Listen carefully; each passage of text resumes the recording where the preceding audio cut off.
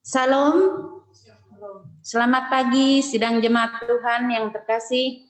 Kita bersyukur pada pagi hari ini, jika kita boleh ada sebagaimana kita ada. Kita bersyukur atas napas hidup, kesehatan, kekuatan yang sudah Tuhan berikan, sehingga pada pagi hari ini kita boleh datang kembali untuk memuji, membesarkan akan nama Tuhan.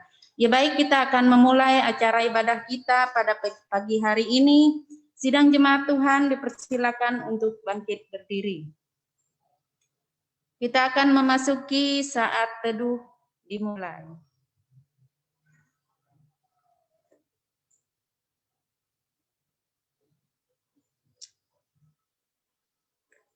Haleluya. Pujilah hai hamba-hamba Tuhan.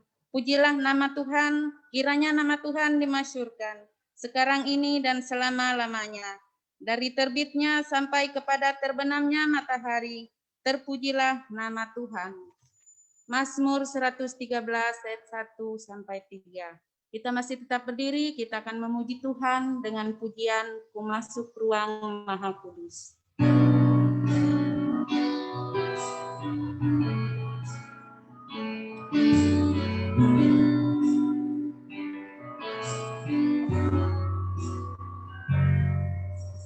Masuk ruang Maha Kudus dengan darah anak domba. Masuk dengan hati tulus, menyembah yang Maha Kuasa.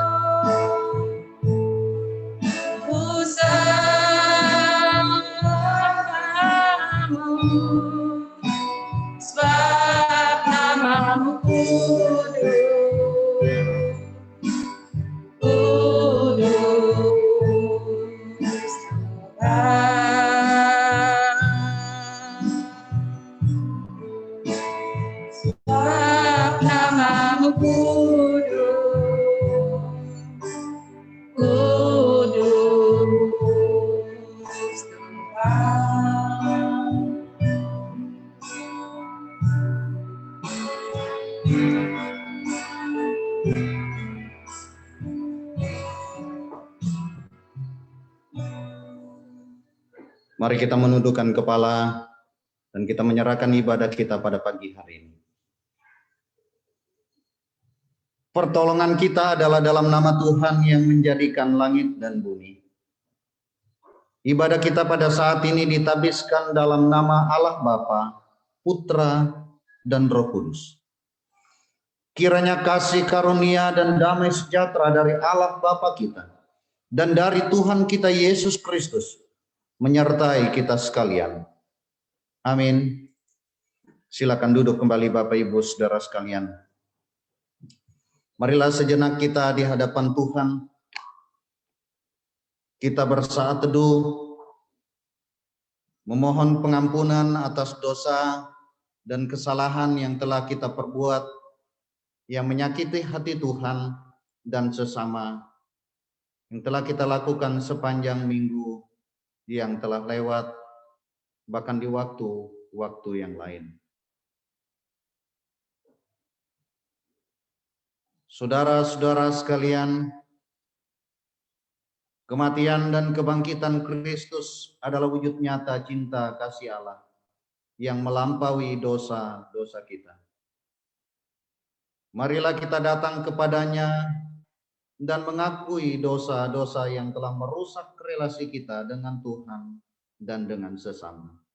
Saya memberikan kesempatan kepada kita untuk berdoa secara pribadi, memohon pengampunan atas dosa dan kesalahan yang telah kita lakukan di hadapan Tuhan.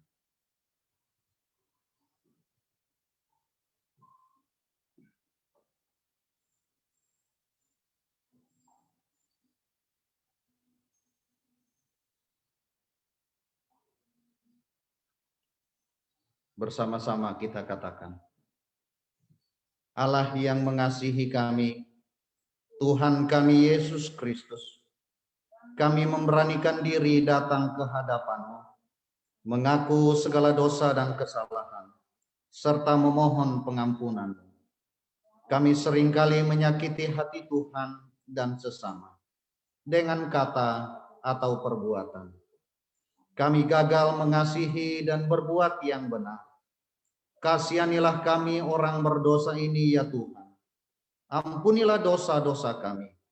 Suci dan kuduskanlah kami, sehingga kami layak di hadapan-Mu. Amin.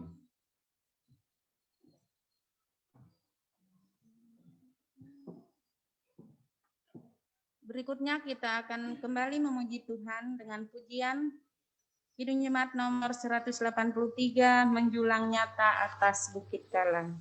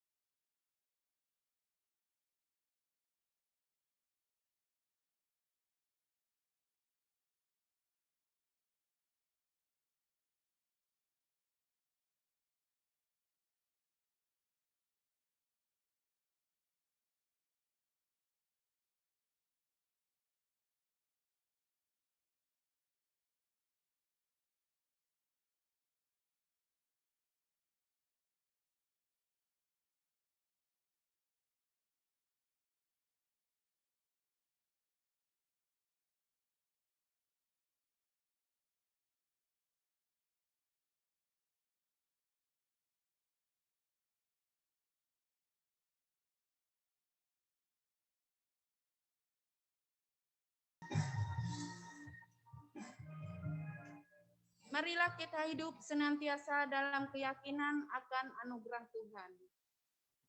Matius 26 ayat yang ke-26 sampai 28. Dan ketika mereka sedang makan, Yesus mengambil roti, mengucap berkat, memecah-mecahkannya, lalu memberikannya kepada murid-muridnya dan berkata, "Ambillah, makanlah, inilah tubuhku." Sesudah itu ia mengambil cawan, mengucap syukur, lalu memberikannya kepada mereka dan berkata, "Minumlah kamu semua dari cawan ini, sebab inilah darahku, darah perjanjian yang ditumpahkan bagi banyak orang untuk pengampunan dosa." Sidang jemaat Tuhan dipersilakan untuk bangkit berdiri. Saudara-saudara sekalian yang terkasih, marilah kita memperbaharui komitmen kita kepada Tuhan dengan mengucapkan 10 hukum Allah. Jangan ada padamu Allah lain di hadapanku. Jangan membuat bagimu patung yang menyerupai apapun yang ada di langit di atas, atau yang ada di bumi di bawah, atau yang ada di dalam air di bawah bumi. Jangan sujud menyembah kepadanya, atau beribadah kepadanya. Jangan menyebut nama Tuhan Allahmu dengan sembarangan, sebab Tuhan akan memandang bersalah orang yang menyebut namanya dengan sembarangan. Ingatlah dan kuduskanlah hari Sabat. Hormatilah ayahmu dan ibumu, supaya lanjut umurmu di tanah yang diberikan Tuhan Allahmu kepadamu. Jangan membunuh, jangan berzina, jangan mencuri, jangan mengucapkan saksi dusta tentang sesamamu, jangan mengingini rumah sesamamu, jangan mengingini istrinya, atau hambanya laki-laki, atau hambanya perempuan, atau lembunya, atau keledainya, atau apapun yang dipunyai sesamamu. Kita masih tetap berdiri, kita akan memuji Tuhan dengan pujian Firman jadi manusia.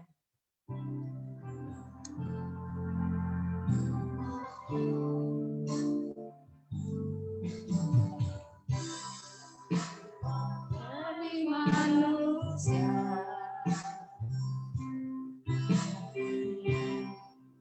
di antara kita, ada hidup terang bagi manusia. Engkau datang bagi kepunyaanmu.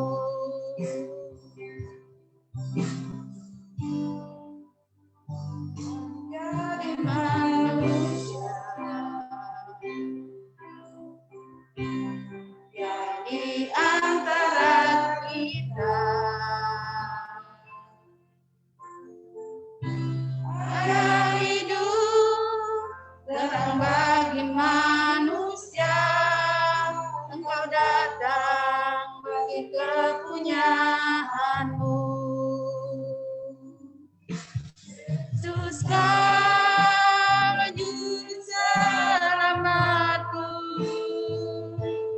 ku akui Kau Tuhan bagiku. Kau terang bagi saat gelapku, Kau pintu bagi setiap jalan. Yesus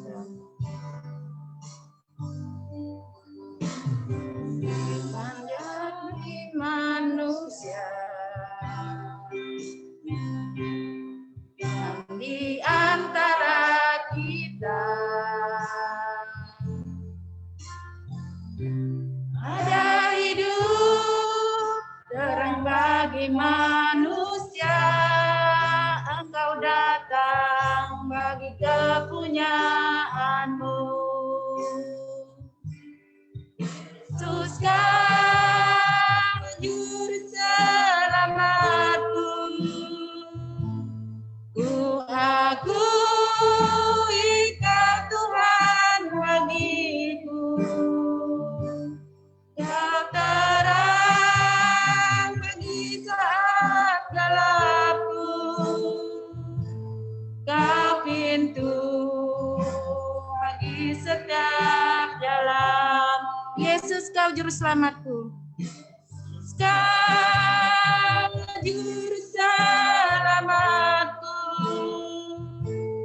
ku akui Kau Tuhan bagiku. Kau terang bagi saat gelapku, Kau pintu bagi setiap jalan. Kau pintu bagi setiap jalan.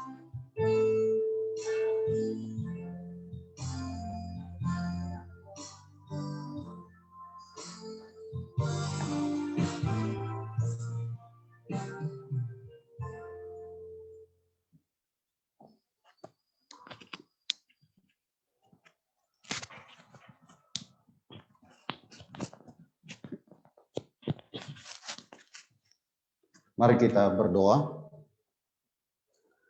Bapa kami yang bertata di dalam kerajaan surga, Bapa yang kami sapa dan kami sembah dalam diri Tuhan kami Yesus Kristus, kami sungguh bersyukur pada pagi hari ini, oleh anugerah-Mu kami dimungkinkan boleh ada sebagaimana ada pada saat ini. Terima kasih Tuhan, untuk kebaikan dan kasih setiamu yang luar biasa, memimpin, menyertai, dan memberkati kehidupan kami. Pada pagi hari ini, kami bersyukur untuk kesempatan kami boleh beribadah. Baik yang datang di gereja ini, ataupun yang mengikuti ibadah melalui Zoom dan juga Facebook ya Tuhan. Biarlah kami sama-sama menikmati hadirat Tuhan. Biarlah kami sama-sama menikmati berkat-Mu. Biarlah kami sama-sama boleh diteguhkan oleh kebenaran firman-Mu. Sehingga iman percaya kami makin bertumbuh. Dan kami makin mempunyai kecintaan, komitmen, kesetiaan kepada Tuhan. Dalam kondisi-kondisi seperti apapun itu ya Tuhan. Terima kasih, tolonglah kami dalam seluruh pemberitaan firman Tuhan. Tolonglah semua media yang kami gunakan. Agar firman hari ini boleh kami dengar dengan jelas dan memberkati kami. Pakailah hamba-Mu ya Tuhan. Dengan pengurapan kuasa dari Allah yang maha tinggi dan pertolongan Roh-Mu yang kudus. Agar hamba-Mu dapat berkata-kata dengan perkataan yang mudah dimengerti dan menjadi berkat. Terima kasih ya Tuhan. Kuasai hati dan pikiran kami. Kuasai ruangan, kuasai waktu, kuasai seluruh hidup kami. Terima kasih ya Tuhan. Kami berdoa menyerahkan pemberitaan firman-Mu di dalam dan demi nama Tuhan Yesus kami berdoa. Amin. Silakan duduk kembali Bapak Ibu Saudara sekalian.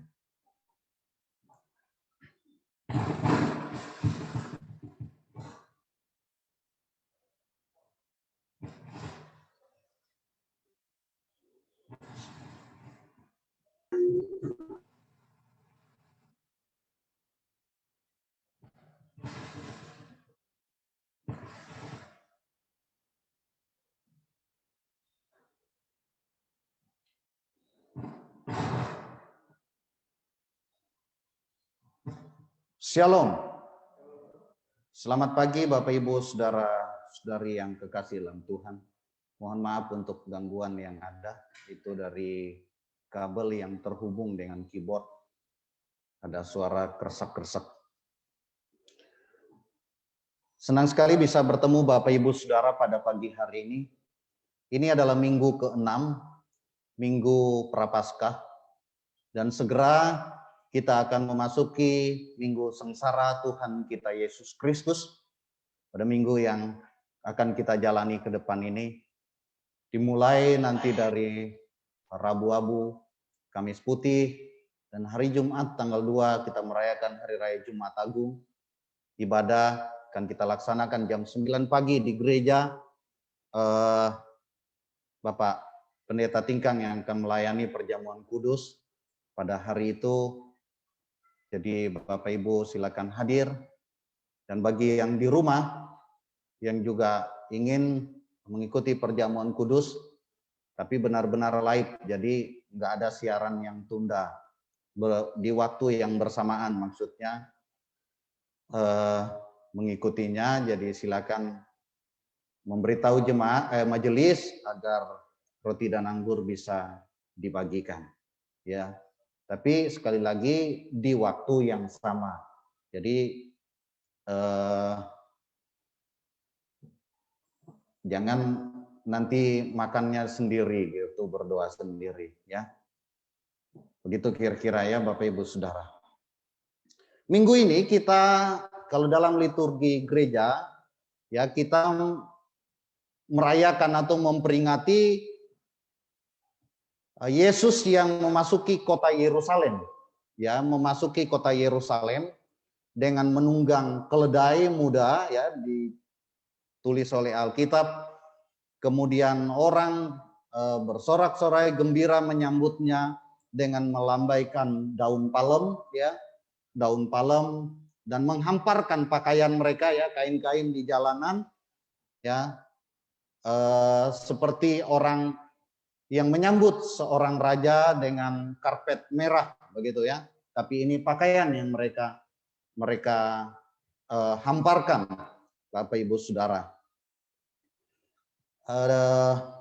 Di beberapa gereja dikenal minggu ini sebagai Minggu Palem atau Minggu Palma, ya, karena tadi peristiwa yang saya katakan bahwa mereka melambai-lambaikan daun palem, ya, daun palem.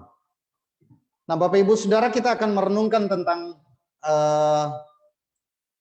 Yesus yang memasuki kota Yerusalem itu pada pagi hari ini, dan kita kemudian menarik makna daripada bagian firman Tuhan ini agar kemudian kita menemukan rahasia atau kunci suksesnya orang mengiring Yesus sampai dengan akhir hidupnya. Belajar dari bagian firman Tuhan ini, Bapak Ibu Saudara. Mari kita melihat bagian firman Tuhan dari Injil Lukas. Ya, 4 Injil mencatat hal yang sama, tetapi kita membuka dalam Injil Lukas pasal 19 ayat 28 sampai dengan ayat yang ke-40.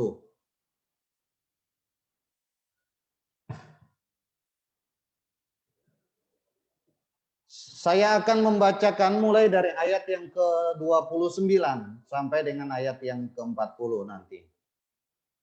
Bapak Ibu silakan menyimak di Alkitabnya masing-masing. Ya, demikian bunyi firman Tuhan dari Injil Lukas pasal 19 ayat 28 sampai dengan ayat 40. Dengan sebuah judul perikop, ya, Yesus dielu-elukan di Yerusalem. Ketika ia, Tuhan Yesus, ya, telah dekat Betfage dan Betania yang terletak di gunung yang bernama Bukit Zaitun, Yesus menyuruh 2 orang muridnya dengan pesan, "Pergilah ke kampung yang di depanmu itu.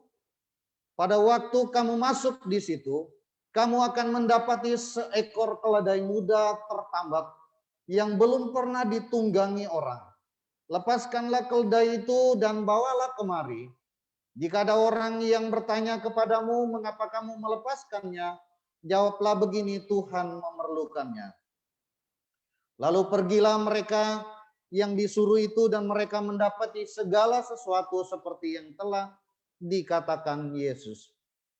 Ketika mereka melepaskan keledai itu, berkatalah orang yang empunya keledai itu, "Mengapakah kamu melepaskan keledai itu?" Kata mereka, "Tuhan memerlukannya." Mereka membawa keledai itu kepada Yesus, lalu mengalasinya dengan pakaian mereka dan menolong Yesus naik ke atasnya. Sementara Yesus mengendarai keledai itu, mereka menghamparkan pakaiannya di jalan. Ketika ia dekat Yerusalem, di tempat jalan menurun dari Bukit Zaitun, mulailah semua murid yang mengiringi dia bergembira dan memuji Allah dengan suara nyaring oleh karena segala mujizat yang telah mereka lihat. Kata mereka, "Diberkatilah dia yang datang sebagai Raja dalam nama Tuhan. Damai sejahtera di sorga dan kemuliaan di tempat yang maha tinggi." Beberapa orang Farisi yang turut dengan orang banyak itu berkata kepada Yesus, "Guru, tegurlah murid-muridmu itu." Jawab Yesus kepadanya, "Aku berkata kepadamu, jika mereka ini diam, maka batu ini akan berteriak." Puji Tuhan, sampai sedemikian jauh pembacaan firman Tuhan. Berbahagialah setiap kita yang dengan tekun membaca, merenungkan dan melakukan firman itu di dalam kehidupan kita hari lepas hari, Bapak Ibu Saudara sekalian. Pagi hari ini tema firman Tuhan adalah rahasia sukses mengiring Yesus sampai akhir hidup kita. Rahasia sukses mengiring Yesus sampai akhir hidup kita. Agak rada-rada sulit, Bapak Ibu Saudara, kalau kita bicara di awal untuk memahami bagaimana atau apa hubungannya Yesus memasuki kota Yerusalem dengan rahasia, ya, dengan rahasia sukses mengiring Yesus sampai akhir hidup kita. Karena itu, marilah kita menyimak dengan baik terutama Bapak Ibu Saudara sekalian yang berada di rumah. Ya, Bapak Ibu Saudara, tidak sedikit orang yang dulunya menjadi Kristen, menjadi pengikut Yesus, namun kemudian gagal. Mereka meninggalkan Tuhan. Dan ironisnya, anehnya, atau mungkin juga lucunya, mereka kemudian menjual kebohongan mereka kepada orang lain yang bisa diperdaya, atau orang lain yang sangat membenci kekristenan. Dalam hidup saya secara pribadi saya berjumpa orang yang seperti ini. Berjumpa, mengenal, dekat, pernah berkomunikasi, pernah belajar. Dan ternyata dia gagal mengiring Tuhan. Dia nggak sukses mengiring Tuhan. Dan kemudian menjual kebohongannya kepada publik. Yang notabene membenci kekristenan. Bapak Ibu Saudara. Pertanyaannya, mengapa mereka gagal? Apakah ada yang salah? Lalu salah siapa? Itulah serentet pertanyaan yang bisa kita tanyakan. Atau mungkin masih banyak lagi pertanyaan-pertanyaan yang lainnya. Tapi kita berhenti sejenak di situ dan kita akan mencoba memahami kisah di mana Yesus masuk kota Yerusalem. Peristiwa pada saat itu dikatakan adalah peristiwa Paskah. Peristiwa Paskah ini adalah peristiwa yang cukup ramai di orang Israel dan wajib bagi mereka untuk datang merayakannya di Yerusalem. Dan pada waktu itulah Yesus datang, masuk atau pergi ke kota Yerusalem dalam suasana yang meriah, dalam suasana yang ramai, dalam suasana di mana banyak orang sedang berada di kota Yerusalem. Bapak Ibu Saudara. Tadi dikatakan bahwa Yesus masuk ke kota Yerusalem itu dengan naik keledai. Agak nyentrik. Kenapa nyentrik? Seharusnya kalau dia datang sebagai raja, maka dia harus menunggang kuda sebagai tanda populer, tanda kehebatannya, tanda bahwa dia layak dihormati. Tetapi dia menggunakan keledai, dikatakan keledai muda. Dan ini menggenapi nubuat Nabi Zakaria di dalam Zakaria 9 dan 10 yang mengatakan bahwa Mesias sebagai raja akan masuk ke kota Yerusalem dengan mengendarai keledai muda. Karena seorang raja seharusnya datang dengan menunggang kuda, tetapi Yesus menunggang keledai pada saat itu. Padahal kehadirannya di Yerusalem itu sebuah proklamir, sebuah pemberitahuan, sebuah pengumuman, sebuah daulat bahwa dia adalah raja di atas segala raja. Dia adalah raja di atas segala raja. Namun Alkitab mencatat bahwa orang-orang itu tidak peduli dia naik kuda kan naik keledai. Yang penting bahwa orang itu berseru, menyanyi, bersorak-sorai, ya, bersorak-sorai, memuji. Mereka senang kehadiran Yesus itu, ya. Kalau di dalam Injil Matius pasal 21, Markus 11 dan Injil Yohanes dikatakan bahwa mereka berseru Hosana. Sebelum ada tadi kutipan yang mengatakan diberkatilah dia yang datang sebagai raja dalam nama Tuhan. Ya, dan seterusnya, damai sejahtera di sorga dan kemuliaan di tempat yang maha tinggi. Perkataan itu, seruan itu diawali dengan seruan Hosana yang berarti selamatkanlah atau tolonglah. Lalu sambil mereka bersorak-sorai memuji Tuhan itu, tadi saya katakan mereka menghamparkan pakaian mereka, lalu yang lain melambai-lambaikan daun palem, ya, melambai-lambaikan daun palem, menandakan bahwa mereka sedang menyambut raja yang datang dalam kemenangan. Mereka menyambut Yesus sebagai Raja Israel. Ayat 13. Bapak Ibu Saudara, seruan orang banyak itu sebenarnya mengacu kepada firman Tuhan dalam Mazmur 118 ayat 26 yang merujuk kepada kehadiran Mesias yang dijanjikan oleh Allah, yaitu juru selamat yang diurapi, Raja segala bangsa. Raja atas segala bangsa. Bapak Ibu Saudaraku yang kekasih dalam Tuhan, saya tidak ingin membahas kali lain karena saya sudah banyak kali khotbah tentang ini. Saya sudah berkhotbah tentang Dia Raja. Dan saya hari ini ingin bicara tentang respon. Ya, respon. Orang melihat peristiwa itu, Bapak Ibu Saudara. Karena di dalam bagian firman Tuhan itu kalau kita memperhatikan ada satu yang unik ya dalam kisah tersebut. Mungkin kalau kata teman saya bukan unik, kacau. Ya, otaknya kacau. Kenapa demikian? Di tengah-tengah sambutan yang gegap gembita, di tengah-tengah sukacita, nyanyian pujian, orang yang tadi melambai-lambaikan pakaian, daun palem, menghamparkan pakaian mereka, memuji Allah. Namun ada kelompok orang, sekelompok orang, dikatakan kitab tadi itu adalah orang-orang Farisi.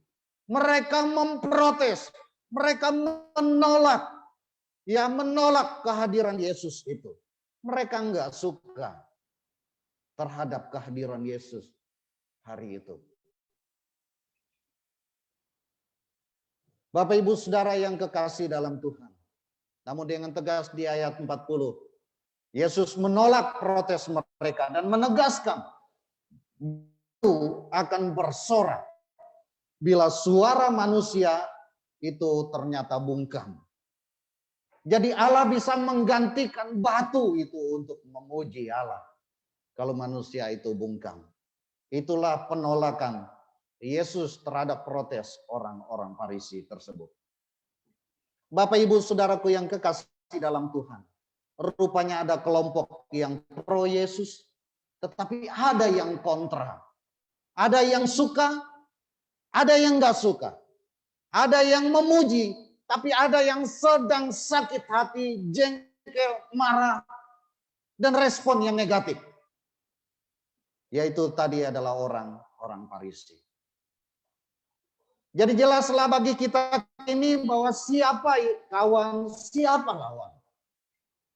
Dalam hal ini jelas sekali bahwa siapa kawan, siapa lawan. Orang Farisi dan kelompok yang selama ini menentang Yesus, yang sekaligus mewakili kelompok orang banyak. Mereka lah terbukti menyalibkan Yesus. Menyalibkan Yesus. Bersama dengan warga Yerusalem yang bangkit menentang Yesus pada saat itu. Bapak Ibu, saudara-saudariku yang kekasih di dalam Tuhan. Realitanya memang sedari dulu Yesus yang baik itu. Yang tidak merugikan orang lain. Dia yang memberikan makanan kepada 4.000 dan 5.000 orang. Dia yang menyembuhkan orang sakit.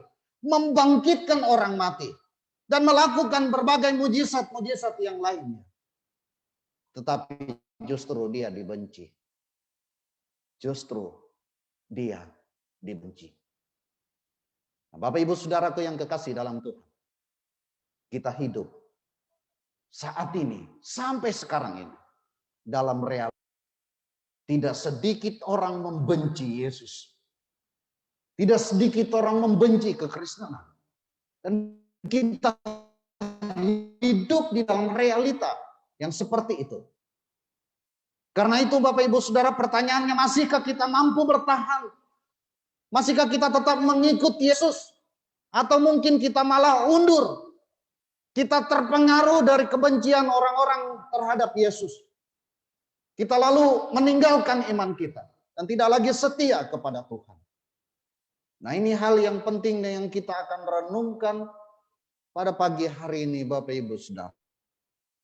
Untuk itu, belajar dari firman Tuhan tentang Yesus yang masuk kota Yerusalem dengan dua respon. Respon yang kontra dan respon yang pro. Maka hari ini kita akan belajar 3 rahasia sukses mengiring atau mengikut Yesus sampai akhir hidup kita. Ada 3 rahasia sukses mengiring Yesus sampai akhir hidup kita. Bapak Ibu Saudara, yang pertama rahasianya, milikilah motivasi yang murni atau suci dan tulus dalam mengikut Yesus. Milikilah motivasi yang murni, tersuci dan tulus dalam mengikut Yesus. Motivasi ikut Yesus bukan untuk kaya, untuk sukses, untuk terhormat. Pokoknya yang wow. Ekspektasi atau harapan yang keliru ketika kita mengikut Yesus akan sangat membuat orang itu rentan atau mudah sekali meninggalkan Tuhan. Mudah sekali goyah imannya karena harapan-harapan yang enggak benar itu. Orang-orang yang ikut Yesus hanya karena mengharapkan mujizat, harus hati-hati saya katakan. Pada hari-hari ini kita melihat mujizat-mujizat itu ditonjolkan, tetapi kemudian begitu lemahnya orang mengabarkan tentang kematian dan kebangkitan Kristus di atas kayu salib. Ia menjadi pokok penting iman Kristen. Karena jelas kata Paulus, kalau Yesus itu tidak bangkit di awal dari kematian, kalau Yesus itu tidak mati, maka kita akan mati. Apalagi kalau dia tidak bangkit, maka sia-sialah iman kita karena kita menyembah Tuhan yang mati. Nah, ini harus menjadi dasar yang kita pahami, yang kita imani Bapak Ibu Saudara. Yesus mati di atas kayu salib dan kemudian bangkit pada hari yang ketiga. Kematiannya kita peringati dalam hari raya Jumat Agung. Kebangkitannya kita peringati sebagai hari raya Paskah. Ini penting Bapak Ibu Saudara. Dari situlah ada dasar termasuk kuasa Allah yang di dalam Yesus Kristus yang melakukan mujizat karena dia adalah Tuhan yang hidup. Nah, itu penting. Bukan berarti kita tidak perlu mengajarkan tentang mujizat. Perlu. Mujizat tentu ada karena Tuhan berkuasa. Tetapi dasar dari mujizat itu penting. Penting sekali. Seorang yang imannya didasarkan pada sebuah mujizat, maka ketika dia tidak melihat mujizat, dia akan meninggalkan Tuhan. Dia akan meninggalkan Tuhan, Bapak Ibu Saudara. Jadi saya harus katakan orang-orang yang ikut Yesus hanya karena mengharapkan mujizat harus hati-hati. Ini orang yang riskan atau rentan untuk meninggalkan Tuhan. Pasti tidak akan bertahan lama. Bapak Ibu Saudaraku yang kekasih dalam Tuhan. Yesus sengaja memasuki kota Yerusalem dengan menaiki keledai. Agar mereka yang selama ini ikut dia dengan harapan atau ekspektasi bahwa dia akan menjadi Mesias. Raja yang gagah perkasa, pemimpin peperangan. Yang akan membawa mereka kepada kemenangan besar. Sehingga mereka bebas dari penjajahan. Orang-orang itu kemudian harus tahu bahwa bukan itu tujuan dia datang ke dalam dunia. Dia memang akan datang sebagai raja yang membebaskan kita. Tapi bukan dari penjajahan secara fisik. Tapi penjajahan iblis atas hidup kita karena kita dosa. Bapak Ibu Saudara, orang-orang yang punya ekspektasi yang keliru. Atau harapan yang keliru dalam mengikuti Yesus akan menjadi kecewa. Dan mudah sekali dipengaruhi oleh orang-orang lain yang membenci Tuhan. Sehingga akhirnya mereka meninggalkan Tuhan. Tidak sedikit orang yang terganggu ketika ada orang yang mengusik. Kenapa harus ada salib-salib? Ya kalau nggak ada salib kita semua mati. Kita semua binasa. Karena yang benar Yesus telah mati di atas kayu salib. Saya katakan dengan tegas itu. Jumat Agung peringatannya. Salib itu adalah tanda tanda kehinaan. Tapi di situ juga tanda kemenangan. Karena Yesus mati menggantikan kita di atas kayu salib. Anda tidak perlu minder, kita tidak perlu malu. Memang penghukuman itu enggak layak diterima oleh Yesus. Karena dia bukan orang bersalah, dia bukan orang berdosa. Ketika mereka menghakimi, tidak didapati kesalahannya. Tidak ada. Tapi mereka tetap menyalibkan dia dengan penghukuman yang setara dengan pembunuh berdarah dingin. Pemberontak kelas kakap. Penjahat luar biasa. Padahal Yesus bukan itu. Bapak Ibu Saudara. Emang itu hina. Tetapi sebenarnya dia menggantikan kita di atas kayu salib. Nah, kita bersyukur untuk semua itu. Meskipun itu tanda kehinaan. Karena sebenarnya kita yang harus menanggung kehinaan itu. Tapi ditanggung oleh anak Allah yang Maha Kudus, yang tidak berdosa itu. Kita harus bersyukur karena itu. Dan orang-orang yang hanya menjelekkan tentang salib itu, dialah yang akan binasa. Karena dia tidak menerima keselamatan itu. Dia hanya menghujat salib, tanda kehinaan. Dan dia tidak sadar bahwa dia seharusnya yang disalib. Mungkin dia tidak akan disalib dalam sejarah hidupnya sampai mati. Tetapi neraka yang menganga menanti dia. Kita bersyukur meskipun orang menghina kita hanya karena salib itu. Tapi kita telah dinantikan oleh Allah di sorga. Karena keselamatan dan kehidupan yang kekal. Di balik peristiwa penyaliban itu. Bapak Ibu Saudaraku yang kekasih dalam Tuhan. Motivasi atau tujuan, ekspektasi atau harapan yang benar ikut Tuhan itu adalah kita mengikut dia karena kita yakin, karena kita percaya bahwa dia adalah Tuhan dan Juru Selamat kita. Itu yang benar Bapak Ibu Saudara. Kita ikut Tuhan Yesus karena kita ingin mendapat pengampunan dosa. Kita ikut Tuhan Yesus karena kita ingin menerima keselamatan. Ingin menerima kehidupan yang kekal. Di dalam Kristus Yesus Tuhan kita. Bandingkan di dalam Kisah Para Rasul pasal 4 ayat 12. Di sana dikatakan, dan keselamatan tidak ada di dalam siapapun juga. Selain di dalam dia siapa? Yesus Kristus Tuhan. Sebab di bawah kolong langit ini tidak ada nama lain yang diberikan kepada manusia yang olehnya dia dapat diselamatkan. Tidak ada. Hanya Yesus yang dapat menyelamatkan kita. Makanya mereka bersorak, Hosana, selamatkan.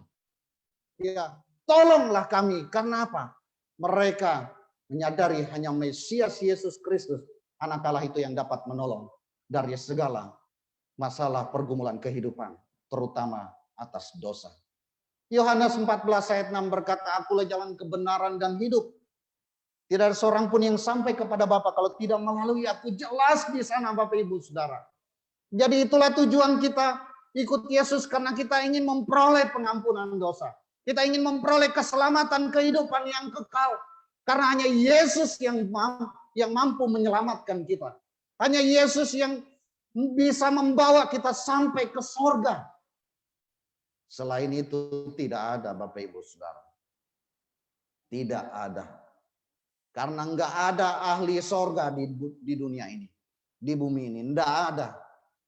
Kalaupun ada orang yang mungkin pernah melihat sorga. Tapi dia tidak akan bisa membawa kita sampai ke sorga di sana. Dia kasih tahu tentang sorga. Seperti saya memberitahu Bapak Ibu Saudara. Itu bisa. Tapi membawa, pegang tangan orang itu. Ayo kita sama-sama ke sorga. Enggak bisa. Saya hanya bisa berkata, ayo kita sama-sama ke surga dengan ikut Tuhan Yesus. Itu yang bisa dilakukan. Tapi menggendong, misalnya anak saya gendong masuk surga, enggak bisa. Misalnya saya punya mobil, bawa Bapak Ibu berautnya, angkut Bapak Ibu ke surga, enggak bisa. Hanya Yesus yang bisa membawa kita sampai ke surga. Kita aja enggak tahu di mana surga itu. Hanya Yesus yang tahu sorga itu. Jadi Bapak Ibu Saudara, tujuan yang sesuai dengan tujuan Tuhan. Ya, tujuan kita ikut Yesus harus sesuai dengan tujuan Tuhan. Apa tujuan Tuhan datang ke dalam dunia? Yohanes 3 ayat 16, karena begitu besar kasih Allah akan dunia ini, sehingga yang mengaruniakan anaknya yang tunggal, supaya setiap orang yang percaya kepadanya tidak binasa, melainkan beroleh hidup yang kekal. Tujuan Yesus datang ke dalam dunia ini karena dia mengasihi kita, karena dia ingin menyelamatkan kita dari dosa, dari penghukuman kekal di dalam neraka. Dia ingin kita kembali dapat bersekutu dengan Allah, dan dia ingin kita memperoleh kehidupan yang kekal bersamanya di surga. Itulah tujuan kedatangan Yesus ke dalam dunia. Tujuan kita ikut Tuhan harus diselaraskan dengan tujuan ini, Bapak Ibu Saudara. Dan jelas sekali saya mengulang bahwa bukti kasih Allah itu dengan kematiannya di atas kayu salib yang nanti kita peringati hari Jumat. Jangan lupa Bapak Ibu Saudara. Itulah rencana Allah yang luar biasa bagi kehidupan umat manusia yang berdosa, Bapak Ibu Saudara. Nah, motivasi, tujuan, ekspektasi atau harapan kita ikut Yesus harus selaras dengan tujuan Tuhan datang ke dunia ini. Itu yang pertama. Yang kedua, rahasia yang kedua adalah kita harus bisa bersyukur untuk setiap hal yang Tuhan nyatakan dalam hidup kita. Kita harus bisa bersyukur untuk setiap hal yang Tuhan nyatakan dalam hidup kita. Bagian ini sangat erat dengan bagian pertama tadi, Bapak Ibu Saudara. Orang yang harapannya atau motivasinya atau tujuannya ikut Tuhan Yesus berbeda dengan tujuan Tuhan Yesus datang ke dalam dunia ini, maka orang itu sulit bersyukur. Mungkin akan banyak mengalami kekecewaan dalam hidupnya. Karena apa? Karena motivasinya itu tadi. Harapannya ikut Yesus itu berbeda. Enggak sesuai. Itu akan sulit. Bapak Ibu Saudara yang kekasih dalam Tuhan, kita memang harus berdoa. Dan boleh minta mujizat, kesembuhan, berkat, dan lain-lain. Tapi ingatlah bahwa Tuhan Yesus memang bisa melakukannya dan pernah melakukannya. Tetapi, ada tetapinya. Kita tidak bisa memaksa Tuhan. Dia adalah Allah yang berkuasa dan berdaulat. Kita tidak bisa mengatur dia semau-mau kita. Kadang-kadang kita berdoa itu memaksa Tuhan. Harus saya mau kesembuhan, harus saya mau dapat berkat, harus saya mau ini, saya mau itu. Itu namanya memaksa Tuhan. Jadi Bapak Ibu Saudara, meskipun kita mungkin akan mengalami sakit, mengalami banyak pergumulan, dan lain sebagainya, tetaplah belajar bersyukur kepada Tuhan. Kenapa? Karena kita masih hidup. Kita masih bisa hidup. Meskipun kita banyak pergumulan. Nah kalau kita sudah mati, kita tidak bisa bersyukur. Hanya orang yang mati yang tidak bisa bersyukur. Orang hidup harusnya bisa bersyukur. Kita harus bersyukur dengan apa yang Tuhan nyatakan dalam hidup kita. Bapak Ibu, ada orang yang ingin ikut Yesus itu ingin populer. Ingin terhormat. Hal ini bukanlah suatu hal yang sulit bagi Tuhan. Tetapi belum tentu dia mau melakukannya. Apalagi jika kehidupan kita tidak sesuai atau cenderung sombong. Ya jangan terlalu berharap. Coba Bapak Ibu perhatikan tadi ketika dia masuk kota Yerusalem. Dia memilih untuk menaiki keledai. Sebagai tanda kerendahan hatinya. Dan bukan naik kuda sebagai tanda kegagahannya. Di dalam kitab Sakaria itu jelas dikatakan sebagai tanda kerendahan hatinya.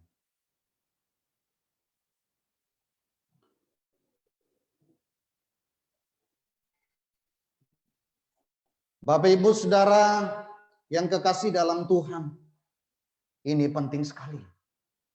Dia masuk kota Yerusalem dengan menaiki keledai sebagai tanda kerendahan hati. bukan dengan kuda yang ingin menunjukkan kepopulerannya, kegagahannya, kehormatannya, supaya dia layak dipuji, dihormati. Yesus tidak mau menunjukkan dirinya seperti penguasa dunia yang datang dengan segala kemewahan agar dia dikagumi dan dihormati. Tidak, dia tidak mau seperti itu. Jadi, kalau ada orang yang ikut Yesus dengan alasan, dengan tujuan, dengan motivasi yang tidak sesuai tadi dengan yang saya sampaikan di awal, maka orang itu bakalan kecewa. Apalagi kalau dia ingin populer, dia ingin terhormat, oh bakalan kecewa. Bakalan. Karena Tuhan Yesus jelas memberikan teladan. Berikutnya ada orang yang ikut Yesus, ingin kaya. Kalau ingin kaya, ikut Yesus itu salah alamat. Kalau ingin kaya, ya ikut pengusaha-pengusaha itu, bukan ikut Yesus. Ya, punya perusahaan. Ada orang yang menjadi Kristen, ingin kaya, salah alamat. Lah orang yang saya sebutkan di awal tadi adalah orang yang ingin populer dan ingin kaya. Memang notabene hidupnya sulit pada saat itu. Wah, memang berat itu bagi dia. Tapi motivasinya, tujuannya, harapannya ikut Yesus itu salah. Kalau hidupnya sulit, motifnya benar, nggak masalah, dia tetap akan bisa bersyukur. Karena apa? Dia masih bisa hidup.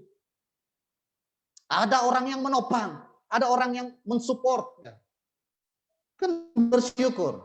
Itu adalah tanda kemurahan Tuhan. Tapi karena harapannya ingin populer, ingin terhormat, dikagumi, kaya, ya dia kecewa lalu meninggalkan Tuhan. Nah, kalau kita ikut Tuhan, ingin kaya, itu salah alamat.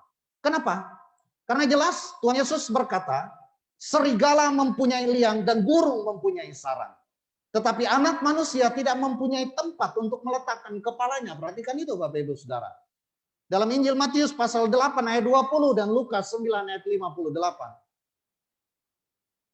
Apa kata Tuhan Yesus? Serigala mempunyai liang, burung mempunyai sarang, tetapi anak manusia tidak mempunyai tempat untuk meletakkan kepalanya.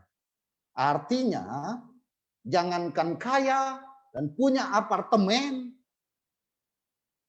tempat meletakkan kepalanya aja enggak ada. Iya, enggak punya ya selama di dunia ini.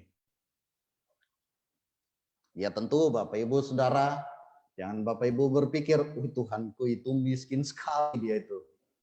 Ya, enggak punya apa-apa. Nah, tidak, dia adalah Allah yang kaya.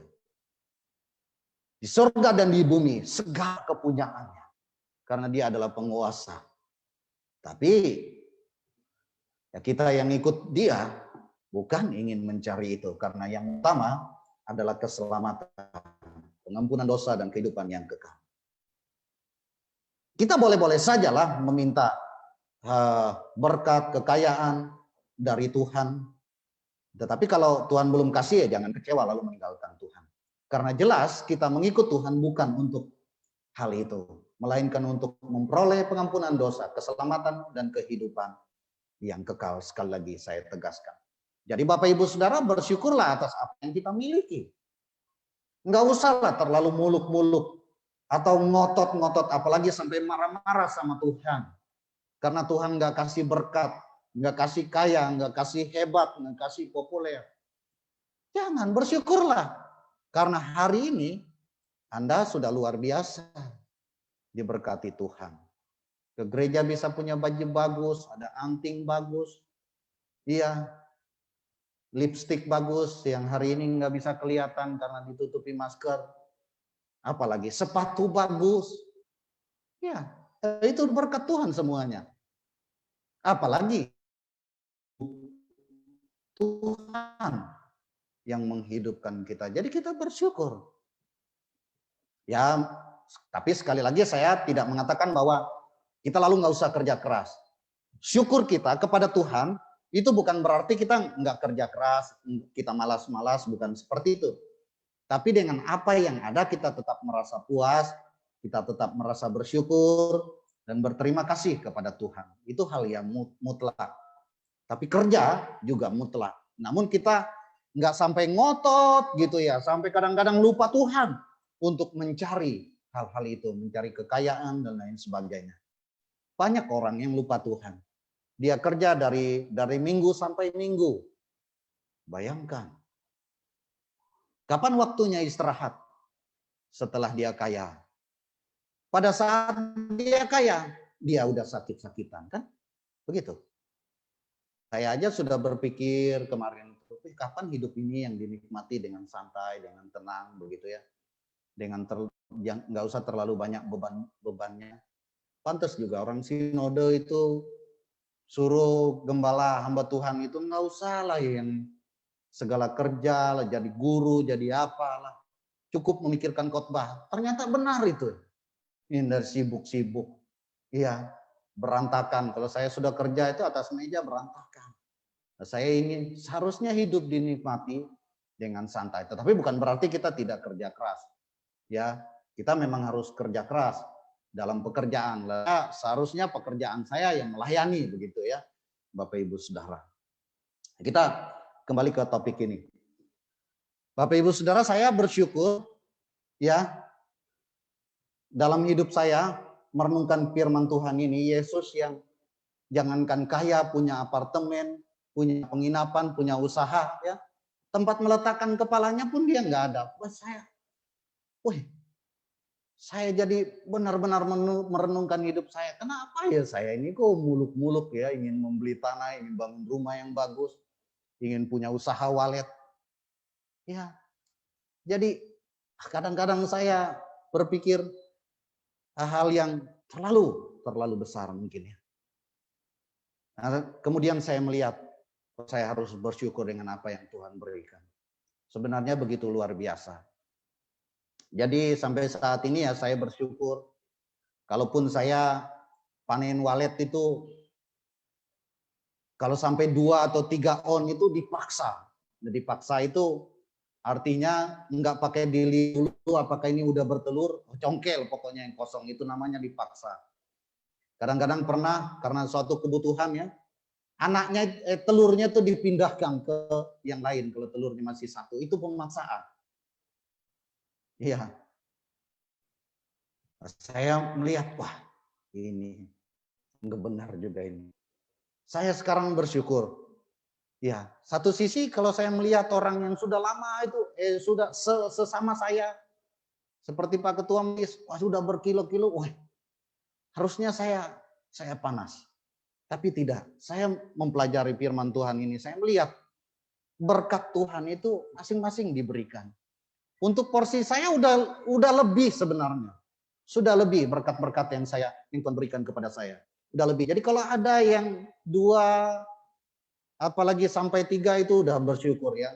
Nggak usahlah saya muluk-muluk sampai harus minta 2-3 kilo. Nanti juga pasti akan tiba ke situ. Dan yang terpenting bagi saya, perpuluhannya tetap diberikan untuk Tuhan, syukurnya tetap juga harus dinaikkan kepada Tuhan. Saya nggak kecewa. Ada orang yang bilang, nggak bisa dong, kamu kan hamba Tuhan, harus punya mobil, harus kayak apa kamu mau khotbahkan tentang berkat Tuhan? Mobil aja nggak punya, iya. Rumah bagus nggak punya. Ya berkat Tuhan bukan cuman itu. Jelas sekali ya Bapak Ibu Saudara. Berkat Tuhan kan bukan cuma bicara mobil, materi ya. Bukan cuma bicara rumah. Sebenarnya bukan menunjukkan berkat itu, saya menunjukkan kesombongan. Ya, kesombongan. Bukankah banyak orang yang justru tidak terberkati? Bagaimana dia bisa terberkati? Dia merasa, saya ini sudah melayani sekian lama. Berarti saya ini tidak diberkati Tuhan. Padahal dia diberkati. Gara-gara saya. Jadi justru saya enggak menjadi berkat. Jadi saya pikir jelas sekali berkat Tuhan itu bukan cuma itu. Kemarin saya meneteskan air mata terharu. Kalau Bapak Ibu Coba melihat di internet ada seorang dokter bernama Sudanto ya yang melayani di Papua. Bapak Ibu tahu dokter itu dikenal dengan istilah dokter 2000, sebutan dokter 2000.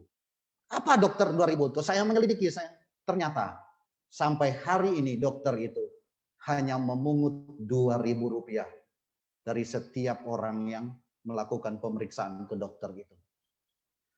Itu aja kadang-kadang ada yang nggak bisa bayar, ya udah. Pernah nggak Bapak Ibu berjumpa dengan dokter seperti ini? Nggak ada Bapak Ibu. Inilah suatu hal yang luar biasa, Bapak Ibu Saudara. Ya, luar biasa. Dan karena dia adalah anak Tuhan. Ya, anak Tuhan. Dia percaya kalau Tuhan mampu mencukupkan setiap kebutuhannya, keluarganya. Ya, meskipun 2.000 coba. Bahkan mengabdi berpuluh tahun di Papua. Dokter yang lain harus menjadi dokter spesialis. Beliau tetap sampai pensiun tetap menjadi dokter umum. Dan ketika ditanya kapan, sampai kapan melayani di Papua? Sampai saya bisa dan mampu melayani. Kecuali saya tidak mampu, ya saya tidak melayani di Papua. Coba. Tidak banyak orang seperti itu. Jadi intinya Bapak Ibu Saudara, kalau kita mau tetap ikut Tuhan, kita harus banyak bersyukur. Banyak bersyukur. Kenapa? Karena banyak hal yang mungkin kita anggap itu akan bertentangan atau berbeda dengan apa yang kita maksudkan. Tetapi sekali lagi kalau tujuan kita ikut Tuhan itu ingin memperoleh keselamatan dan kehidupan yang kekal, itu pasti tidak berbeda. Yang lain itu hanya bonusnya. Namanya juga bonus, kapan Tuhan mau kasih kita syukur. Kapan belum kasih kita syukur juga. Karena ada bonus yang lain. Bonus kan nggak selalu sama. Yang penting kita masih diberkati, kita masih hidup. Itu yang penting, Bapak Ibu Saudara. Terakhir, rahasia yang ketiga, berkomitmenlah untuk tetap setia selamanya. Ini penting. Berkomitmenlah untuk tetap setia selamanya. Bapak Ibu Saudara, kita harus mempunyai komitmen untuk tetap setia kepada Tuhan selamanya. Harus berkomitmen untuk tetap setia. Hal ini tentu sangat berhubungan dengan 2 poin sebelumnya itu. Kalau orang tujuannya ikut Tuhan itu berbeda. Tujuannya tidak sama dengan tujuan Tuhan datang ke dalam dunia ini. Kalau dia ikut Tuhan bukan ingin memperoleh keselamatan, melainkan ingin populer, ingin kaya, tambah lagi dia tidak bisa bersyukur kalau Tuhan nggak bisa memenuhi apa yang dia mau itu tadi. Ditambah lagi dengan kalau dia tidak berkomitmen, orang itu pasti out. Orang itu pasti meninggalkan Tuhan. Karena itu komitmen sangat penting. Bapak Ibu Saudara. Bapak Ibu Saudaraku yang kekasih dalam Tuhan.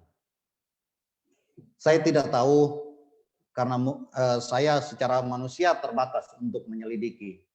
Tapi keyakinan dalam hati saya bahwa di antara orang banyak yang menyalibkan Yesus, itu yang berteriak salibkan dia itu, ada orang-orang yang pernah mengenyam kasih karunia kebaikan Tuhan. Mungkin pernah ikut makan di antara orang 4.000 itu atau orang 5.000. Tetapi kenapa kemudian mereka berteriak salibkan dia? Karena tujuan mereka ikut Tuhan itu salah. Mereka ikut Yesus, mereka ingin Yesus itu menjadi raja yang membebaskan mereka, raja secara politis, menjadi pemimpin. Mereka bayangkan seperti Daud membawa mereka dalam peperangannya, mereka bisa memperoleh kemenangan dan kejayaan. Itu yang mereka inginkan. Ekspektasi atau harapan mereka salah. Yang mereka taruh pada Yesus. Bukan itu tujuan Yesus datang. Tujuannya mati di atas kayu salib. Menyaksikan, melihat Yesus mati di kayu salib. Mereka tinggalkan Tuhan. Mereka tinggalkan Tuhan. Karena itu komitmen itu penting, Bapak Ibu Saudara. Penting. Kalau orang yang punya komitmen kepada Tuhan, apapun yang terjadi, dia akan tetap bertahan. Dia tetap setia. Jadi Bapak Ibu Saudara, kita harus memiliki komitmen untuk tetap setia selamanya kepada Tuhan. Nah, kesetiaan itu bukan hanya mulut. Bukan hanya di mulut kita, bukan hanya kan ucapan, tapi kita harus buktikan dengan sungguh-sungguh meninggalkan dosa. Itu buktinya. Kalau kita berkomitmen. Jadi jangan udah jadi orang Kristen, dosa tetap jalan. Kalau kita berkomitmen menjadi orang yang tetap ikut Tuhan, dosa kita tinggalkan. Karena dosa nggak bisa kita bawa untuk ikut Tuhan. Kita harus setia beribadah ke gereja di mana kita terdaftar sebagai anggota. Kesetiaan itu penting. Bapak Ibu Saudara, kita harus rajin berdoa. Kita harus tekun membaca dan merenungkan firman Tuhan. Serta aktif mendukung pelayanan pekerjaan Tuhan. Itu bukti kesetiaan kita. Itu bukti komitmen kita kepada Tuhan. Banyak orang yang bilang, saya ini biar enggak ke gereja ini, biar enggak kelihatan. Biar kayak Senin Kamis ini, saya ini tetap percaya Tuhan. Saya ini tetap anggota jemaat ABC. Mana buktinya? Itu harus dibuktikan. Bukan kata-kata doang. Kalau kata-kata ya banyak orang bisa berkata-kata. Bapak Ibu Saudara, dengan membuktikan hal-hal itu tadi, ya, dengan setia beribadah, ya, dengan meninggalkan dosa, setia beribadah, rajin berdoa, tekun baca firman Tuhan, mendukung pelayanan secara aktif, maka kita akan bertumbuh di dalam iman dan pengenalan akan Tuhan Yesus. Kita akan bertumbuh. Kita juga akan merasa bahwa kita ini benar-benar murid Tuhan Yesus. Kita akan merasa bahwa gereja ini adalah milik kita. Ada rasa kepemilikan yang terhadap gereja. Karena itu penting kita terlibat. Ada yang berkata, saya ini kan bukan majelis. Ya melayani itu tidak harus jadi majelis. Apakah ada? Kalau hamba Tuhan, ya melayani juga nggak harus jadi hamba Tuhan. Banyak pelayanan yang bisa dilakukan. Jadi aktif terlibat. Rajin ke gereja. Nah dengan demikian Bapak Ibu Saudara, apapun tantangan kita.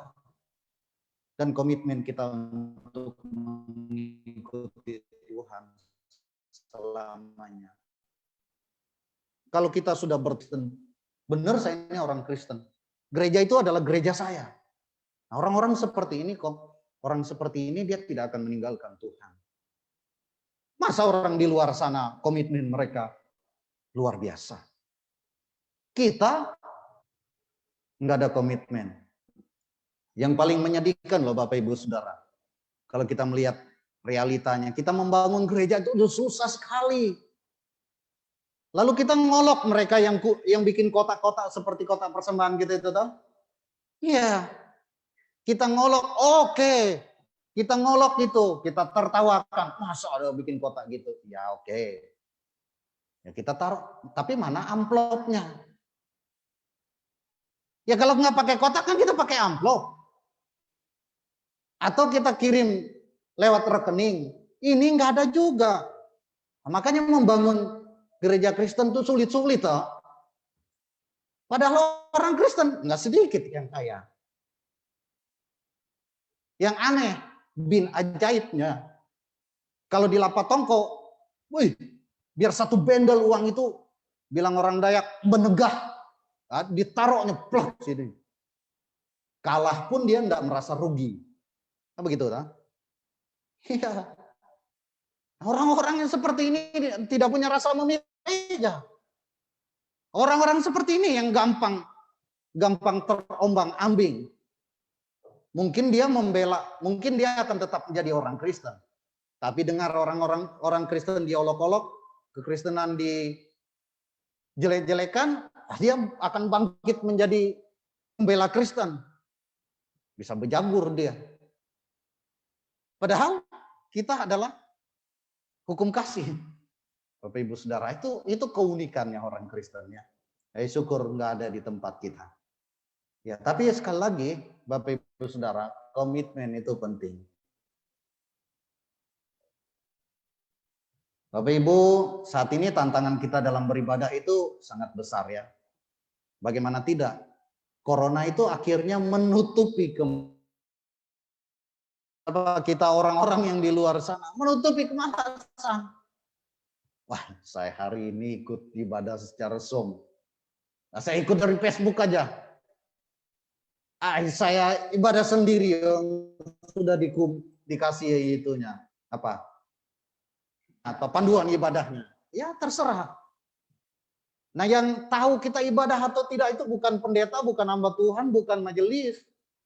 Tuhan yang tahu. Ya kan? Tuhan yang tahu. Lah ada orang yang ikut ibadah itu karena dia ikut online, ya dia berpakaian terserah dia, ada yang pakai singlet. Itu kayak murid kami di SD 03 itu waktu kami ngajar melalui Google Meet itu. Ada yang baru bangun tidur. Ya kayak gitu. Padahal kan kita ini ibadah menghadap Tuhan. Ya berpakaianlah yang rapi. Masa loh kita kalah dengan kawan-kawan yang lain di luar kita itu. Mereka berpakaian yang rapi, bahkan dicuci bersih. Muka, tangan, kaki. Kita bilang orang Jawa uyel-uyelan, berantakan. Bapak Ibu Saudara. Tapi hari ini tantangan untuk kita. Ditambah dengan jaringan kita nggak bersahabat. Kalau lampu mati, udah game, hilang jaringan. Teknologi kita ketinggalan, kita cuma pakai HP seperti ini. Ya ada gereja-gereja yang bisa pakai kamera. Nah, sehingga orang-orang itu memilih untuk bergabung dengan gereja lain. Jadi dia terdaftar di gereja A, ibadah di gereja B. Itu tantangan di hari-hari ini, Bapak Ibu Saudara. Padahal seharusnya di mana kita berjemaat, disitulah kita hadir ibadah. Bagaimana caranya? Ya dipikirkan. Kalau orang punya seperti apa? Apakah hadir di ibadah onsite atau tatap muka, atau dia benar-benar hadir di ibadah yang lain, online itu. Nah kalau gereja-gereja lain, kita kan bukan terdaftar di sana, kita hanya nonton gereja ibadah mereka. Nonton. Saya menyimak di medsos itu, ada yang hari ini sudah benar-benar menjadi, kok dia ada di Kutai Barat ini? Rohnya ada di Surabaya. Karena di sana lebih menarik dan lain sebagainya. Ya kenapa tidak? Kalau kita ada kemampuan, dukunglah gereja yang ada. Itu bukti komitmen. Maka banyak gereja hari-hari ini operator LCD aja sulit. Cari pemusik aja sulit. Cari singer, cari pemimpin pujian sulit. Iya, nggak ada orang yang bilang saya. Di mana komitmennya orang Kristen? Corona katanya. Makanya corona nggak hilang-hilang. Karena dia bangga. Ya kan? Dia bangga. Jadi iblis itu, saya tidak berkata corona itu iblis. Tapi dapat dipakai iblis. Akan iman kita. Ya saya puji Tuhan. Ada jemaat. Ya GKKA. Tapi bukan gereja kita. Dia berkata, ini harus di zaman corona ini, harus kita ibadah dekat dengan Tuhan. Bilangnya. Wah, saya senang mendengar orang-orang seperti ini. Padahal saya tahu mereka dulu, jarang. Tapi ini luar biasa. Karena menyadari kita perlu dekat dengan Tuhan. Yang dekat aja bisa kena, apalagi yang jauh. Ya, kita bersyukur kalau kita tidak dikenakan itu. Ya, kita bersyukur. Jadi tetaplah punya komitmen, kesetiaan kepada Tuhan. Itu penting sekali Bapak Ibu Saudara. Nah Bapak Ibu Saudaraku yang kekasih dalam Tuhan, Agar kita ini bisa sukses mengiring Tuhan, mengikut Tuhan sampai dengan akhir hidup kita. Milikilah 3 rahasia.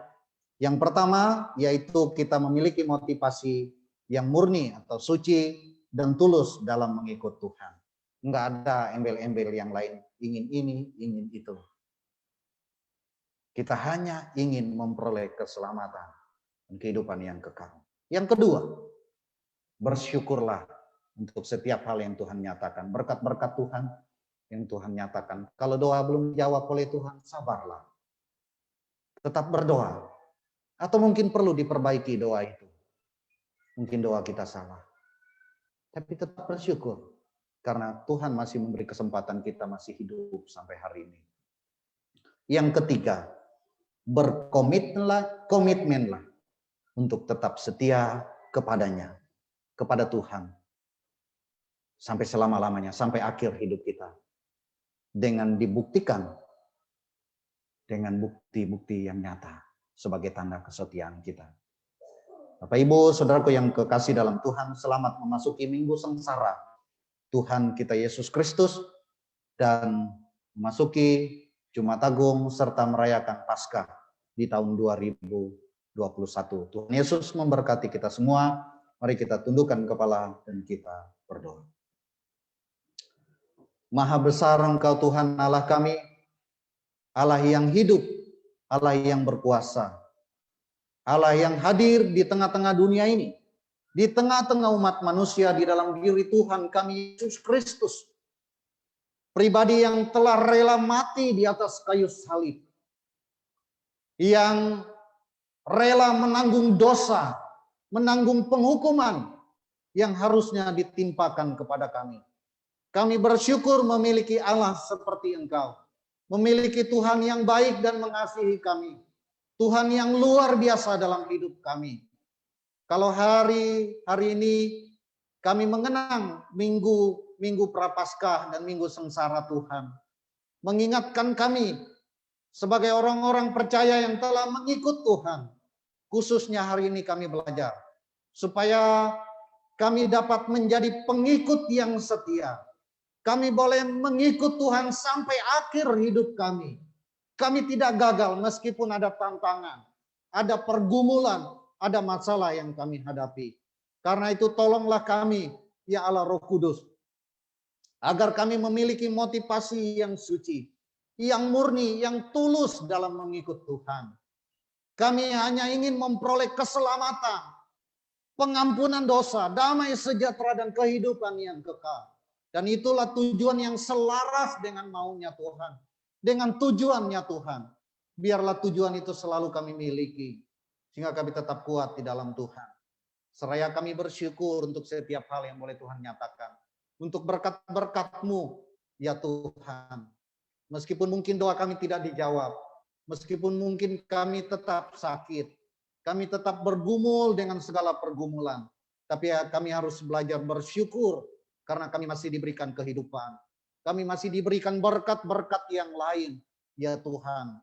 Allah Roh Kudus kiranya memberikan kekuatan kuasa kepada kami, agar kami mampu bersyukur, mensyukuri berkat-berkat Tuhan yang luar biasa dalam hidup kami. Tuhan, tolonglah kami, supaya kami menjadi pribadi-pribadi yang tetap setia dalam mengiring Tuhan. Dan kami membuktikan komitmen kesetiaan kami kepada Tuhan. Dengan meninggalkan semua dosa-dosa yang merintang, yang menghalangi hubungan kami dengan Engkau. Kami boleh menerima keselamatan. Kami boleh terus dengan rajin beribadah, memuji dan memuliakan Tuhan. Di gereja di mana kami terdaftar. Khususnya bagi jemaat GKKA, berarti di GKKA. Ya Tuhan, kami juga menjadi orang-orang yang tekun berdoa. Tekun membaca firman Tuhan, merenungkan dan melakukannya dalam hidup kami. Dan Tuhan juga kiranya mampukan kami membuktikan komitmen kesetiaan kami kepada Tuhan. Dengan kami aktif terlibat di dalam pelayanan. Kami aktif mendukung pelayanan lewat pikiran kami, lewat ide-ide kami, lewat kemampuan kami. Mungkin ada yang mampu berbicara, mampu berdoa, mampu bernyanyi, mampu bermain musik, dan kemampuan administrasi dan lain sebagainya ya Tuhan. Biarlah kami pakai semuanya itu untuk memuliakan nama Tuhan. Ada juga yang memiliki kemampuan secara finansial. Tuhan memberkati agar itu juga dapat dipakai untuk memuliakan Tuhan. Kemampuan kesehatan, kemampuan di bidang teknologi dan lain sebagainya. Tuhan, pakailah kami menjadi alat di tangan-Mu. Terpujilah Engkau ya Tuhan, berkati semua sidang jemaat-Mu yang hari ini mendengarkan firman Tuhan. Baik yang hadir di gereja, yang ibadah di rumah melalui Zoom dan Facebook. Tuhan memberkati mereka semua. Apapun tumulan tantangan yang mereka hadapi, biarlah mereka tetap kuat dan tetap berkomitmen untuk mengikut Tuhan sampai akhir hidup mereka. Terima kasih Tuhan, kami rindu Tuhan dimuliakan melalui kehidupan kami hari lepas hari. Karena kami adalah orang-orang percaya yang setia kepada Tuhan. Kami bersyukur untuk firman-Mu. Teguhkanlah firman di dalam hati dan pikiran kami dan hidup kami. Agar firman-Mu boleh tumbuh dan berbuah bagi hormat dan kemuliaan nama-Mu ya Tuhan. Di dalam dan demi nama Tuhan Yesus kami berdoa dan bersyukur untuk firman Tuhan. Haleluya. Amin. Tuhan Yesus memberkati kita semua. Saya kembalikan ke pemimpin pujian.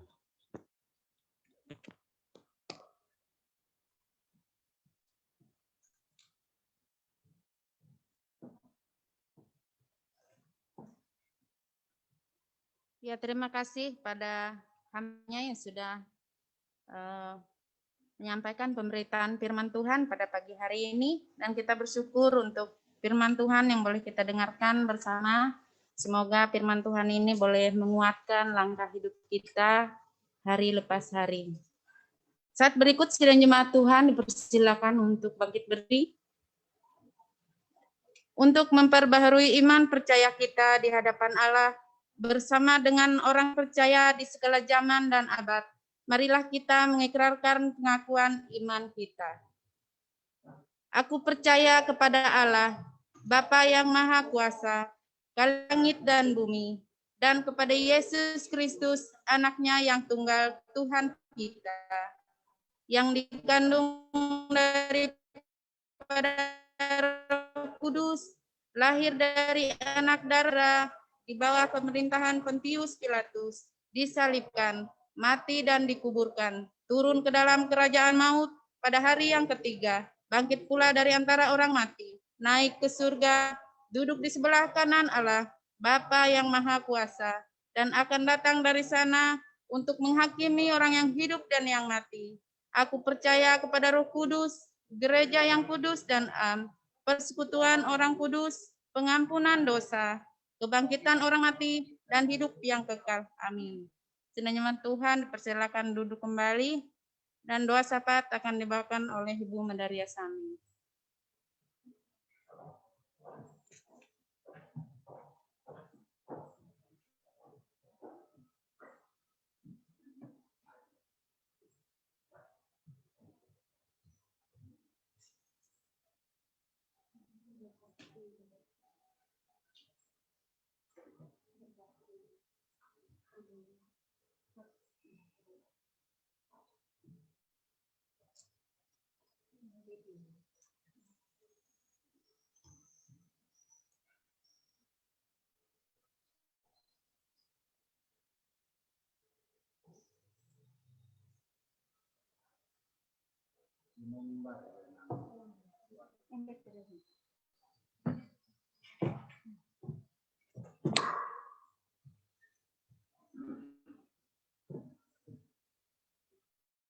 Baik, kita akan bersama-sama masuki doa syafaat dan sebelumnya kita akan sama-sama mengucapkan doa Bapa kami. Bapa kami yang di surga, dikuduskanlah namamu, datanglah kerajaanmu, jadilah kehendak-Mu di bumi seperti di surga. Berikanlah kami pada hari ini makanan kami yang secukupnya, dan ampunilah kami akan kesalahan kami, seperti kami juga mengampuni orang yang bersalah kepada kami. dan janganlah membawa kami dalam pencobaan, tapi lepaskanlah kami daripada yang jahat. Karena Engkaulah yang punya kerajaan dan kuasa dan kemuliaan sampai selama-lamanya. Amin.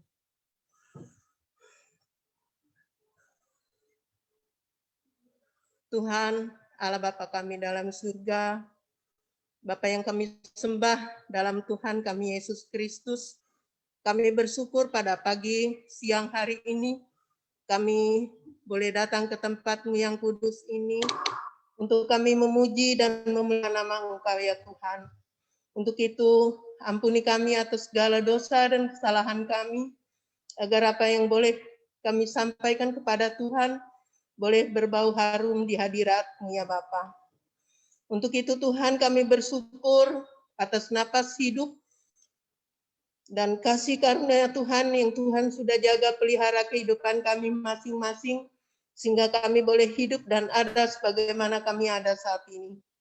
Terima kasih Tuhan, kami juga bersyukur di mana Tuhan masih memberikan kami perlindungan, pertolongan, sehingga kami di tengah-tengah dunia yang jahat ini kami boleh tetap ada sebagaimana kami ada pada saat ini. Untuk itu Bapa di surga, kami bersyukur untuk kasih setia dan pemeliharaan Tuhan yang Tuhan nyatakan di dalam kehidupan kami, sehingga kami boleh menikmati akan kasih dan pertolongan Tuhan dalam kehidupan kami. Tuhan, Allah Bapa kami dalam surga, kami mau berdoa buat bangsa dan negara kami pada saat ini, mulai dari Bapak Presiden sebagai pemimpin bangsa kami, kiranya Tuhan memberkati dalam pelayanannya sehingga boleh membawa akan negara kami kepada kemakmuran dan kemuliaan, sehingga kami boleh menjadi anak-anak Tuhan yang mengasihi Tuhan di dalam kehidupan kami. Kami boleh mencerminkan di mana kami sebagai pengikut Tuhan Yesus boleh setia, taat, dan takut akan Tuhan.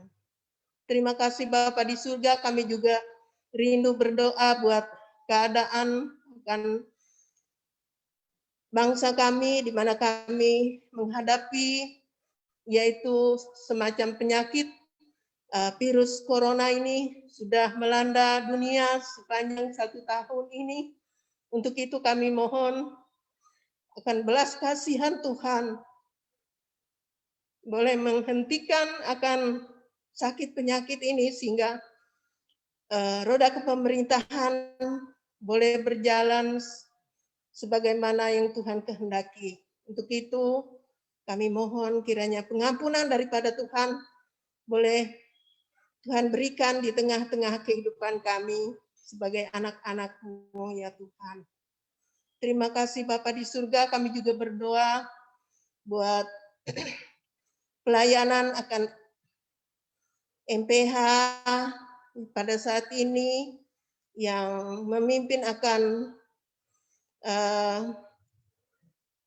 persekutuan GKKA ini, kiranya Tuhan memberkati mereka sehingga mereka mampu untuk menjalani, untuk melakukan apa yang harus mereka lakukan terhadap pekerjaan mereka hari lepas hari untuk membimbing, membina pelayanan agama GKKA ini sehingga boleh berhasil membawa kepada tujuan yang Tuhan kehendaki di dalam kehidupan kami. Terima kasih Bapa di surga, terima kasih Tuhan, kami juga berdoa di mana pada saat ini pelayanan secara virtual yang diadakan pada setiap minggu, kiranya Tuhan juga memberkati hamba-hamba Tuhan yang melayani sehingga iman kami tetap bertumbuh di dalam Tuhan, bahkan semakin kuat untuk mengikuti Tuhan. Terima kasih Bapa di surga, terima kasih Tuhan.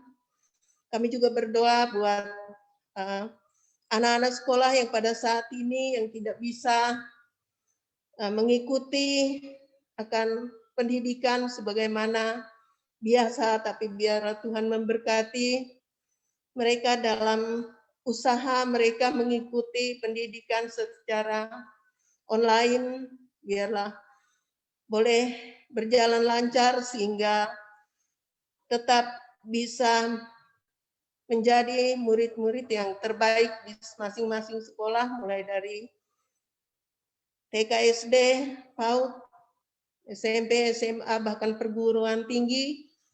Untuk itu kami menyerahkan pelaksanaan itu semua sehingga boleh berjalan lancar dan anak-anak kami boleh tetap diberkati.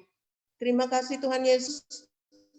Terima kasih Bapa di surga. Ada banyak hal yang belum sempat kami tetap menolong setiap pribadi kami sehingga kami boleh menjalani kehidupan oleh benar-benar takut akan Tuhan. Terima kasih Bapa di surga, terima kasih Tuhan.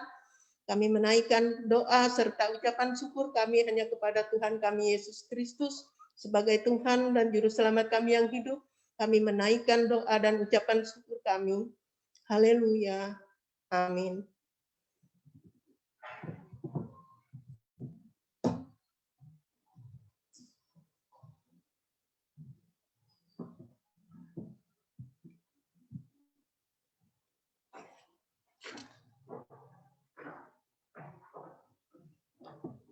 Ya, terima kasih pada Ibunda Medaresami sudah membawakan kita dalam doa syafaat.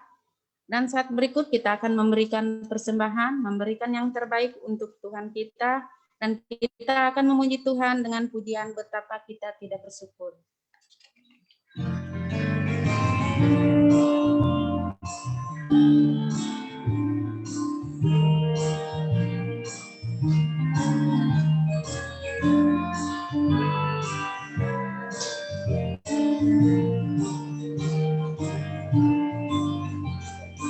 Kita tidak bersyukur karena air kaya dan subur, lautnya luas, gunungnya megah, menghijab padang, bukit dan lembah.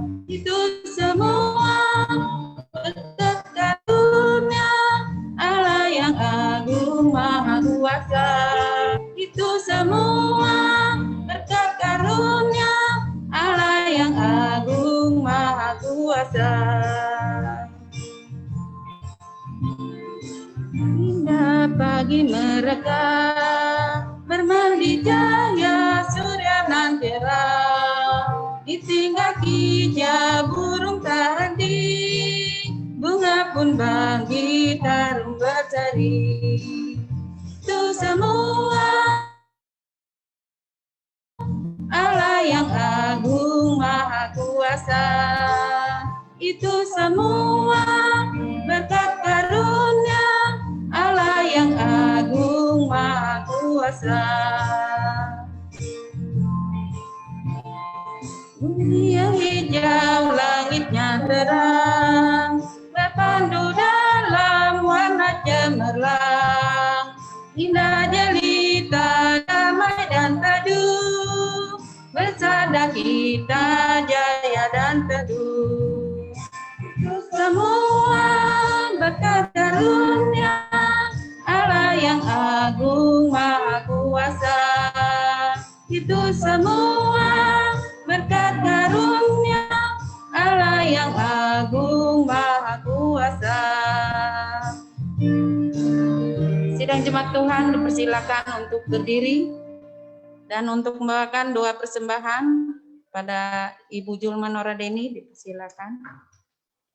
Jika tidak ada, mohon kesediaan dari Ibu Margarita. Mari kita berdoa. Bapa kami dalam surga, Bapa yang kami sembah dan Bapa yang kami tinggikan muliakan, pada pagi hari kami bersyukur kepadamu atas pimpinan dan pemberian Tuhan sepanjang kehidupan kami, sehingga kami boleh ada sebagaimana kami ada pada saat ini, Tuhan. Bapa juga Bapa yang baik, pada saat ini kami sudah diperdengarkan kebenaran firman Tuhan.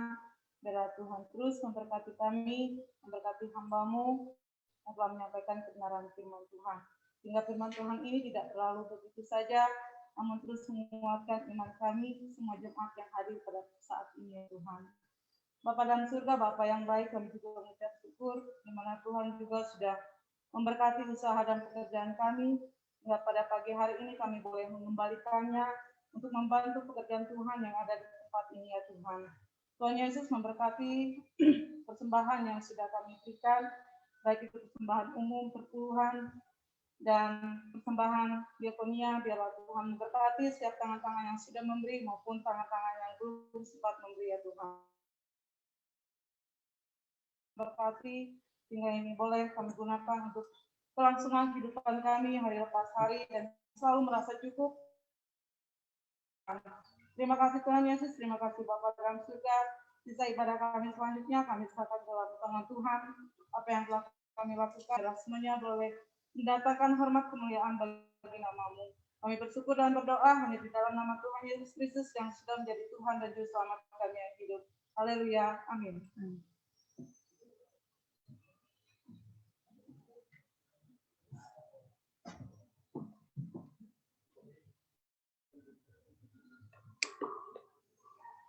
Bapak, Ibu, Saudara-saudari yang kekasih di dalam Tuhan. Pergilah ke dalam dunia dengan damai. Milikilah keberanian, pertahankan apa yang baik. Jangan lakukan yang jahat. Hiburlah mereka yang tawar hati. Kuatkanlah yang lemah.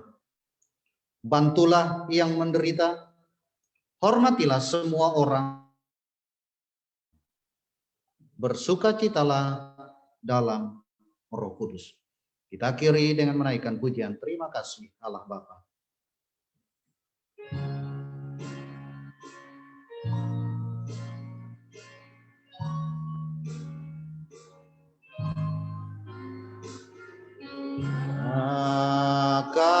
Kasih Allah Bapa.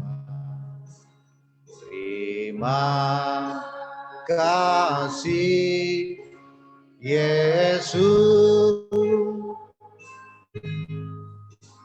Terima kasih Roh Kudus.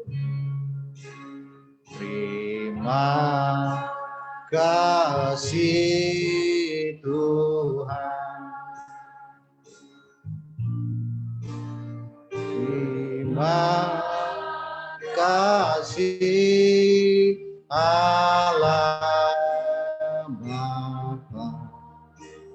Terima kasih Yesus. Terima kasih Roh Kudus. Terima kasih Tuhan. Kami bersyukur dan berterima kasih kepadamu ya Tuhan, atas penyertaan dan pimpinan-Mu dalam seluruh rangkaian ibadah kami, dari awal, pertengahan, hingga berakhirnya. Kami bersyukur dan berterima kasih untuk berkat-Mu Tuhan, melalui kehadiran-Mu di tengah-tengah kami. Berkat firman Tuhan yang menguatkan iman percaya kami. Kami bersyukur kami memiliki kesempatan untuk memuji dan mengagungkan serta memuliakan nama Tuhan. Kami percaya ketika kami memuji dan memuliakan Tuhan, meninggikan nama-Mu, ada kelegaan, ada kebebasan, ada damai sejahtera, ada sukacita di dalam hati setiap kami ya Tuhan. Terima kasih, kami bersyukur untuk semuanya. Tuhan, pada pagi hari ini ke dalam aktivitas dan rutinitas kami seperti sedia kala.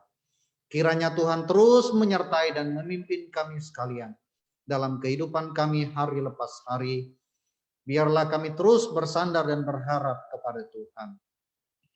Kami menjadi pribadi yang tetap setia dalam mengiring Tuhan. Tuhan, segala pergumulan tantangan yang akan kami hadapi, Engkaulah kiranya yang akan memberikan jalan keluar yang terbaik dan tepat waktu kepada kami semua ya Tuhan. sehingga nama-Mu saja dimuliakan di dalam dan melalui kami. Terima kasih ya Tuhan, kami kembalikan pujian, hormat dan syukur serta kemuliaan hanya bagi-Mu ya Tuhan. Engkau Allah yang telah hadir dan menyatakan berkat bagi kami sekalian. Berkatilah kami dengan berkat Abraham, Ishak, Israel, berkat yang berkelimpahan dan tak berkesudahan dalam seluruh kehidupan kami. Bapak Ibu, saudara-saudariku yang kekasih dalam Tuhan, angkatlah tangan-Mu dan terimalah berkat dari Allah. Tuhan memberkati engkau dan melindungi engkau.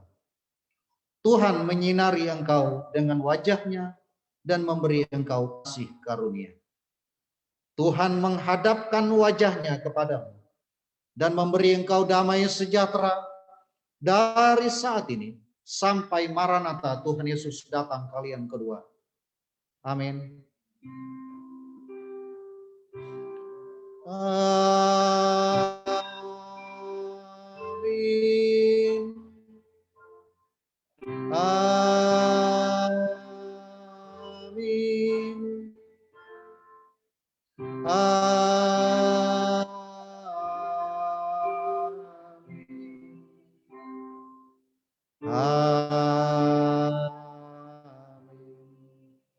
Silakan duduk kembali Bapak Ibu Saudara sekalian. Kita mengambil saat teduh sejenak di hadapan Tuhan. Ibadah kita selesai. Selamat hari Minggu. Tuhan Yesus memberkati kita semua.